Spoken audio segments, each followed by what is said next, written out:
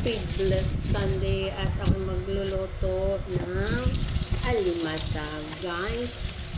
At aking panghugasan ang alimasag. Buhay pa po yung iba dyan. Ayan na siya, guys.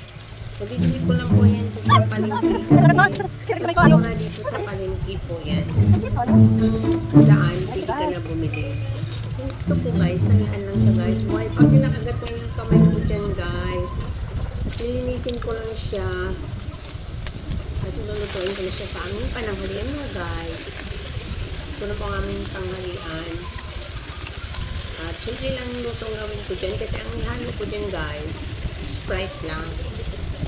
Impisa ko lang ito sa bawang sibuyas ko. Ganun lang, napakasimple lang luto. Hindi ko na siya gataan kasi gusto ko lang na Sprite lang bali ang isasabaw ko. Oh, ayan, kinagat ako, guys. Nagkasakit pala ng usok niya. Yung tulis ng ano niya, yan, yung kumakaway-kaway pa siya, guys. Sobrang kaway-kaway pa yan. Sakit ng kamay ko, ay. Sinakmal ba niya bigla, guys. Parang aso din pala ito, char. Parang aso din pala. Una po na kumakaway. Presko pa yan siya, guys, nang binili ko sa palengke. Ito lang po yan, sa malapit sa amin. Nabibili ko lang yan siya, guys. Alimasag, 100 lang siya po. At akin na po siyang igigisa sa mantika. Una muna, lagyan ko ng mantika ang kawali.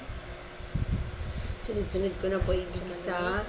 At pag medyo minit-init na po yung mantika, kunti lang po nilalagay kong mantika, guys, kasi ayaw ko po sa lahat na mantika ang aking lulutuin. Kasi pangit kasi pag sobrang mantika, cholesterol din yan, guys. Kailangan magbabawas ka ng mantika, yung katamtaman lang po. Na-estimate mo lang.